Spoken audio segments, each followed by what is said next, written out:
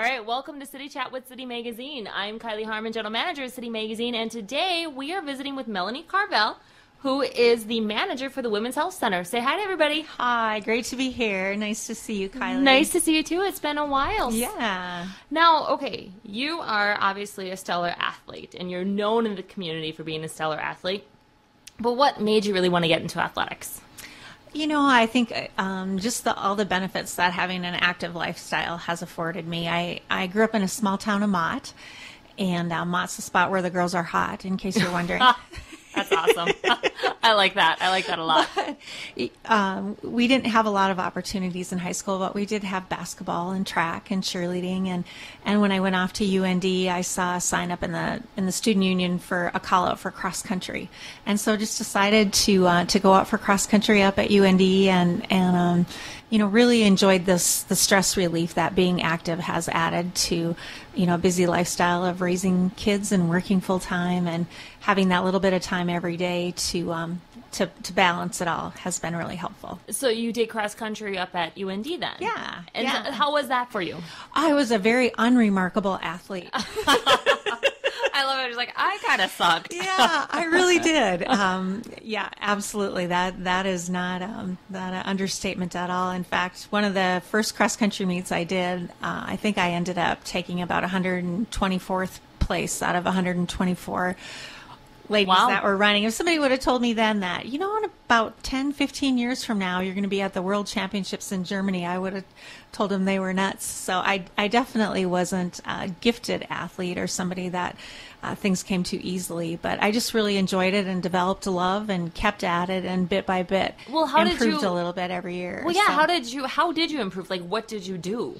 I loved it, so I think it's just persistence, and probably not uncommon to a lot of other people who get places. Most of us don't wake up and have things handed to us, and I think in a way I was lucky that I wasn't really good at it to start with. I think sometimes when you are really good at stuff to start with, then you don't get the chance to really develop a love of it. I suppose kind of like somebody whose school comes easy so they don't have to study, and then all of a sudden when they do have to study, then things are tough, So, so yeah, it just bit by bit, and I'm working hard and really loving it. I think that's the biggest thing, just being passionate about it, having a lot of fun with it, not taking yourself too seriously. Has been great. When did you transition from doing the running into triathlons? Because I've known you as a triathlete. Right. Well, I did my first triathlon when I was 21, probably. So I've been at it for almost 30 years, 25, 30 years. But I did the Winnipeg Marathon and ended up with a case of Achilles tendonitis from overuse. All I was doing was running. And so I had to take a break from running and bike instead. And so it turned out that biking was one of the things that did come a little bit more easily to me. And I had some good friends in town, Jeff and Deanna Askew, that were just starting to get going in triathlon. And Deanna asked me if I'd come and count laps for her in a triathlon over in Mandan about 25 years ago. And I watched the race that day, and I thought, you know what? I'm biking and running. Maybe I can learn how to swim. And so that's how it started, and kind of under Jeff Askew's mentorship. So how was your very first triathlon? Because I remember mine, and it's like when you go from that bike to run, it's like a ton of bricks that are planted upon your feet, and you just don't want to move, but you got to. Right, you're right. That is the hardest transition. I remember starting at the community center in Mandan, and we had to run down that steep hill. Okay. For the run part of the triathlon, and I got the giggles. I couldn't control my legs. They were so all over the place from cycling hard, and it was definitely an experience. But I loved the balance of the sport. Just doing the same thing at the same time, at the same place every day, you get benefits from it. But an exercise program is always best when you mix it up. Mix up the pace, mix up the intensity, mix up the sport. And triathlon just provided a lot more fun, made it a lot more interesting. The race isn't over till it's over. You might be going head-to-head with somebody who's a great swimmer, but you might be a lot stronger on the bike, and who knows how you both stack up on the run. So the competition part of it is fun. The balance that it offers is fun. And it just gives you another option, especially especially in our climate. If it's too windy of a day to go for a bike ride, you can jump in the pool. If it's too icy to go for a run, you can hop into a spinning class. Just the variety that it offers in so many ways is just plain pure fun. So tell me, what is the one most the biggest memory you have from a race? Like your funniest memory? Oh, gosh. Probably the most stressful race I've ever done was right here in Bismarck out at McDowell Dam. Not the World Championships in Germany or Switzerland or Mexico or whatever, but probably my most stressful triathlon is when my oldest decided that she was going to do the triathlon for the day. So your oldest? My oldest daughter. The oldest Kelsey. daughter, okay. Yeah, my oldest child. I was more nervous for that than anything because she was largely unprepared, but decided to jump into it. And I was so darn worried about her. We were on the way out to the triathlon, and mind you, her training for this triathlon was playing college soccer. She hadn't been swimming. She hadn't been biking. And she said, "Yeah, Mommy, when we get out there, can you teach me how to put my head in the water?" Oh God! Oh God! Okay. So I was such a wreck, and then we got out there, and it was pretty stressful because everybody was telling her, "Oh, I'm sure you've done a lot of these because your mom is such a good triathlete." She was just getting in a worse and worse mood as the preparation was going, and I was trying to help her figure out how to. She was using Marnie Wall's old bike and trying to help her figure out how to get this bike going. And she was in a terrible mood, and I was worried, and so I was so grateful that she finished it safely. And of course, she wanted to go out for lunch, and she thought I should buy her a new pair of jeans for finishing the race. So oh yeah, I think that was a good reward. Yeah, she got second in her age group, and wow. that was probably one of the ones that I was more stressed about, just being worried about her. But yeah, lots of great memories, lots of wonderful experiences.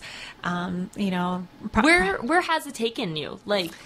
Because you just said nationals and world champions. I mean, where have you all gone because of triathlons? Well, I've been blessed to be able to go to 8 different world championships for duathlon, which is a run, bike, run competition, and triathlon, which is swim, bike, run. So a couple of them have been in the U.S., but I've competed in Spain, Switzerland, Germany, Montreal. Oh, wow. So, yeah. Now, are you sponsored? Been wonderful. I was at the time. Yep, okay. I was sponsored by Reebok at the time. And, my fastest times are definitely behind me. I haven't competed at that level probably. Well, my last World Championships was in New Zealand.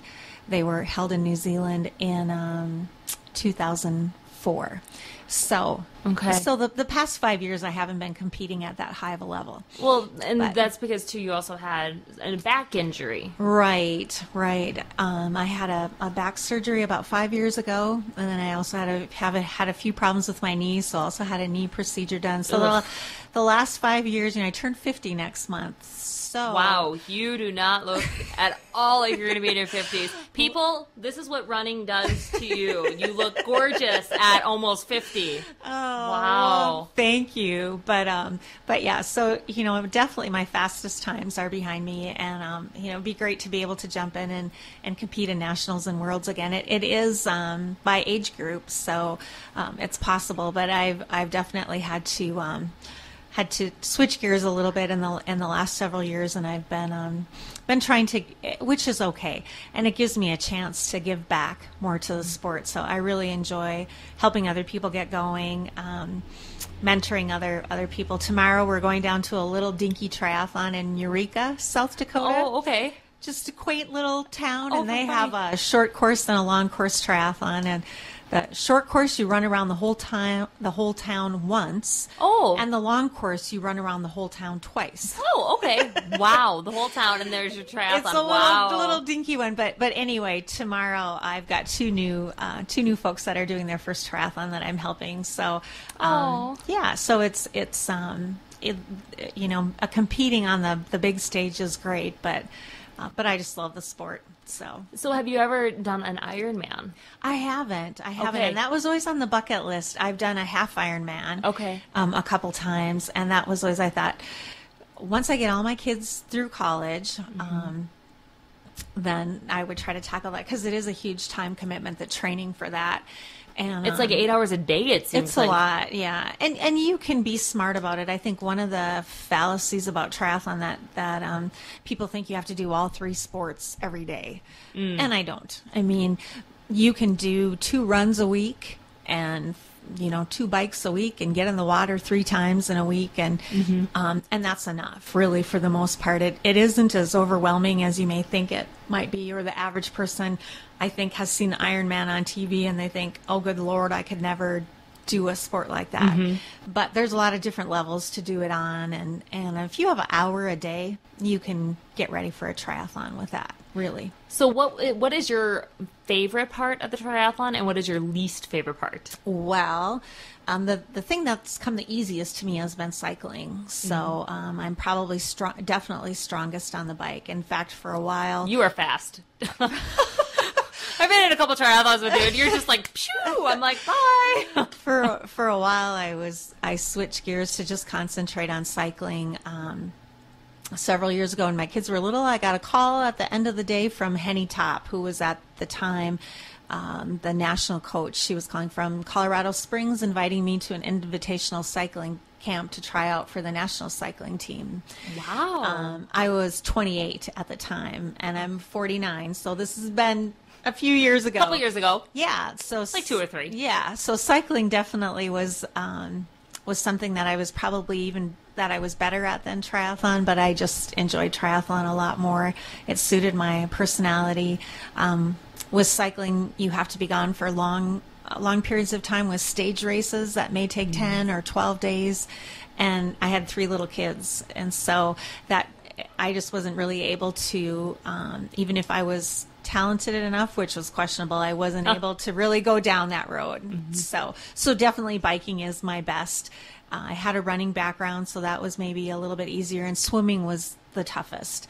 And so I never swam on a swim team. Obviously, we grew up in Mott, and we swam outside in the summers, but my swimming skills have always been my weakest link. And but the last couple years, I've been swimming more, and I had the opportunity to make a great friend with an Olympic swimmer, Sheila Taramina. Wow. Yeah. How'd you meet her? It was crazy. I helped put on the Bismarck Triathlon with Dennis Kemisat from Epic Sports, and at the bottom of the Bismarck Triathlon entry form, I have my name and number listed in case there's a beginning triathlete who needs help or concerns. They can call me. So my name and number were at the bottom of this Bismarck Triathlon entry form.